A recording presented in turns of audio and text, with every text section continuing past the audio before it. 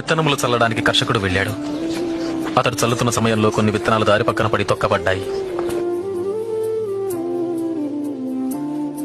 ఆకాశ పక్షులు వాటిని తినివేశాయి. మరికొన్ని విత్తనములు రాతి నేలను పడ్డాయి. మొక్కలు మొలిచినను చెమ్మలైనందున ఆ విత్తనములు ఎండిపోయాయి.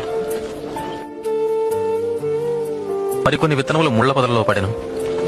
ముళ్ల పొదలు వాటితో మొలిచినందున వాటిని అణచివేశాను. ఇంకొన్ని విత్తనములు మంచి నేలను పడినవి. ఆ విత్తనములు మొలిచి పెరిగి నూరంతలుగా ఫలించెను. విత్తనము దేవుని వాక్యం. త్రోవ ప్రక్కన పడిన విత్తనములు ఎవరనగా వారు వాక్యం వింటారు, కానీ అపవాది వచ్చి వారి హృదయంలో నుంచి సందేశాన్ని దొంగిలించుకుపోతాడు. వారి నమ్మి రక్షణ పొందకుండాట్లు చేస్తారు. రాతి నేలను పడిన విత్తనములు ఎవరంటే వారు వింటారు, సందేశాన్ని అంగీకరిస్తారు కూడా, కానీ వీరు లేనందున కొంతకాలం మాత్రమే నమ్ముతారు. ముళ్ల పొదలలో పడిన విత్తనాలు ఎవరనగా వారు వింటారు,